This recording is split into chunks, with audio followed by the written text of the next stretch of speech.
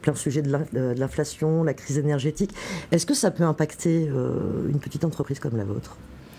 Alors positivement, puisque du coup, sur le marché, les entreprises, elles sont en face de cette crise. Elles ont des salariés qui sont de plus en plus désengagés, qui cherchent du sens dans leur entreprise.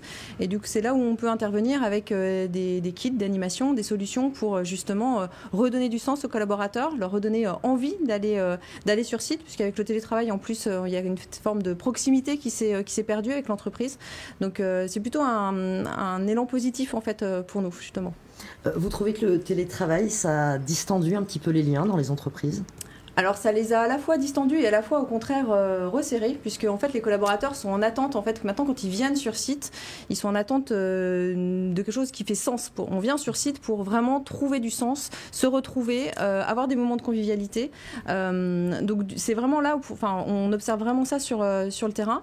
Quand ils sont à la maison, ils bossent, mais quand ils sont sur place, ils veulent retrouver en fait finalement toute la cohésion sociale qu'apporte l'entreprise. Et ça c'est central parce que sans cette cohésion sociale, les collaborateurs sont un peu perdus.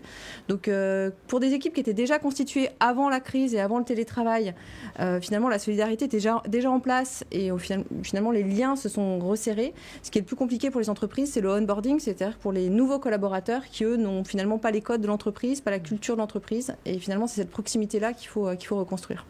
Brice Chambard, vous, l'inflation ? Alors déjà, je crois beaucoup dans cette solution incollable. Je pense que vraiment, c'est quelque chose qui a du sens aujourd'hui. Alors nous, l'inflation, on est un produit anti-crise. On est une entreprise à mission, au sens de la loi Pacte. On est même la première good tech à être introduite sur le marché de Euronext Growth.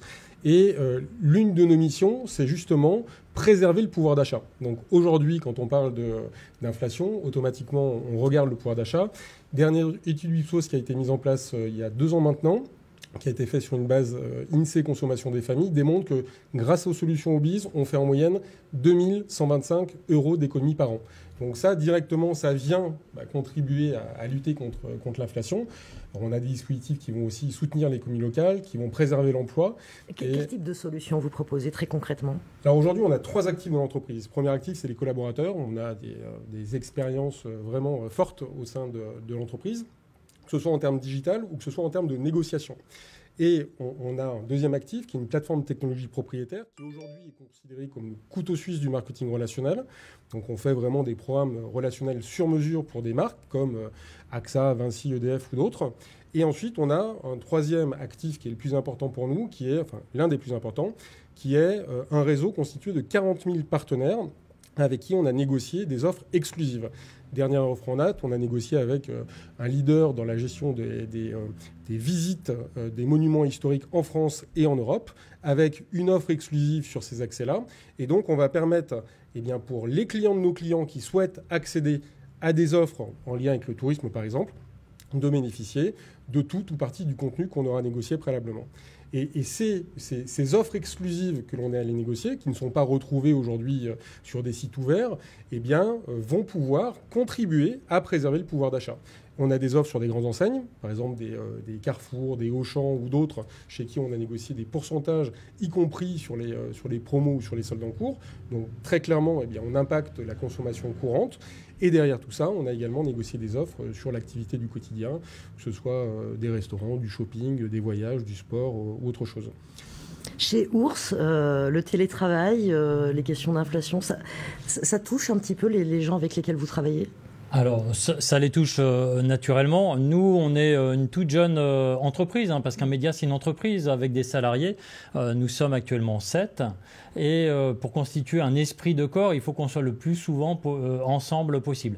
Mais nous, on s'est lancé en confinement, en fait. C'est-à-dire qu'on a lancé notre site en février 2020. 3 semaines plus tard, on était tous en télétravail contraints chez nous.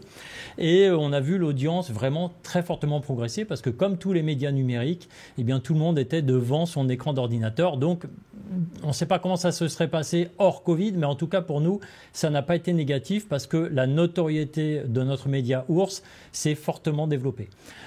Ces sujets de télétravail, nous, on les traite aussi parce qu'on a un média qui parle de communication, de marketing. On a déjà eu l'occasion d'interroger Obiz et Brice Chambard, évidemment. Mais on s'intéresse aussi au management parce que le management, c'est aussi séduire le salarié, et donc c'est communiquer vers ce salarié.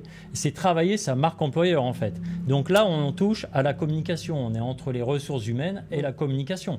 On parlait d'onboarding, mais le offboarding est important aussi, c'est-à-dire la personne qui quitte l'entreprise doit rester un ambassadeur, donc on ne doit pas se quitter fâché. Donc c'est peut-être une notion que les entreprises n'ont pas encore parce que on est vite, on est pressé d'accueillir le nouveau collaborateur et que ça se passe bien. Mais celui qui va nous quitter, il faut que ça se passe le mieux possible, qu'on ne soit pas fâché parce qu'il va continuer à parler de vous et parler de la réputation de votre marque, de votre entreprise. Marie-Ève Saint-Cierge-Lovy, je pense que vous êtes d'accord avec ce qui vient d'être dit. Complètement, effectivement. Et en plus, le offboarding, en ce moment, c'est quand même dans les entreprises un gros sujet, puisqu'il y a quand même beaucoup de départs. Donc le on et le off. Je suis complètement d'accord. Et on voit d'ailleurs émerger dans les directions RH, des directions finalement de marketing RH, de communication RH. C'est vraiment une des fonctions qui se développent. Et ils sont en recherche d'outils, ils sont en recherche de support, en recherche de moyens, parce que ce n'est pas forcément des professions qui étaient outillées et expérimentées sur ces sujets. Donc effectivement, la marque employeur, ça devient un sujet central pour toutes les entreprises. Alors, vous parlez d'outils, vous parliez tout à l'heure de kits qui sont à disposition par votre entreprise. Vous pouvez nous dire un petit peu en quoi ça consiste ? Oui, alors en fait, nous, on fabrique des box à collaborer. Donc, l'idée, c'est de livrer dans une box, sous la forme d'un cadeau, en fait, un kit d'animation d'un atelier de 2h, 2h30 pour qu'une équipe puisse raisonner et collaborer autour d'un sujet. Donc, ça peut être, par exemple, faire le bilan de l'année, faire le bilan du fonctionnement, développer la reconnaissance, voilà, tout un tas de sujets, s'aligner sur les valeurs, par exemple. Et l'idée, vraiment, de ces box, c'est qu'elles sont pensées pour être animées en totale autonomie. C'est-à-dire qu'il n'y a pas besoin d'animateur et c'est important pour nous. En fait, le manager n'est pas l'animateur. L'idée, c'est vraiment de réunir tout le monde autour de la table, autour d'un moment convivial, donc c'est sous la forme un peu d'un plateau de jeu. Et l'idée, c'est de libérer la parole, vraiment de libérer la parole autour des sujets clés pour l'équipe. Voilà. Et de rendre acteurs, en fait, excusez-moi, de rendre acteurs les collaborateurs au même titre que le manager. Et en fait, les retours clients qu'on a, ce que nous disent les managers, c'est j'ai pu exprimer des choses que je n'aurais pas exprimées dans mon rôle de manager. Et inversement, pour les collaborateurs, c'est aussi de découvrir leur manager sous un autre angle et de pouvoir s'exprimer sur des sujets et d'avoir le sentiment de porter les sujets, d'être responsable des sujets, notamment du bon fonctionnement de l'équipe. Brice Chambard, ce côté ludique, un petit peu de revoir un petit peu le management de façon un peu plus légère finalement, c'est quelque chose qui vous touche visiblement? Alors c'est quelque chose qui me touche effectivement de manière très forte. Alors il faut savoir que chez Obiz, nous on essaye chaque fois un petit peu d'innover. Par exemple, on est l'entreprise la plus sportive de France qui a été élue par le CNOSF en 2019, donc entreprise la plus sportive de France des moins de 250 collaborateurs. Directement, il y a du lien entre les gens et autour notamment du sport. Ensuite, l'introduction en bourse nous a permis de donner des actions gratuites à tous les collaborateurs. Aujourd'hui, il n'y a pas beaucoup d'entreprises qui sont cotées ou non, mais qui permettent à l'ensemble des collaborateurs d'avoir des actions gratuites. Donc ça aussi, pour nous, c'est important. Il y a une notion de transparence dont parlait Marie-Ève, enfin en tout cas d'échange autour de la collaboration et des box un collab qui est important pour nous. Donc nous, on a tous les 15 jours ce qu'on appelle un 15 Obiz et où l'ensemble des collaborateurs peuvent échanger, discuter, poser des questions ouvertes ou même de manière totalement anonyme pour que les choses soient dites et que la parole circule, qu'il n'y ait aucun non-dit. Ça, pour nous, c'est quelque chose qui est fondamental. Donc les choses se disent, les objectifs, les enjeux, la mission de l'entreprise est connue et tout le monde est aligné par rapport à ça. Et on est très ouvert sur des nouvelles pratiques qui permettraient de faire émerger des solutions pour maximiser l'efficience de nos équipes, donc augmenter la productivité et évidemment le plaisir de collaborer.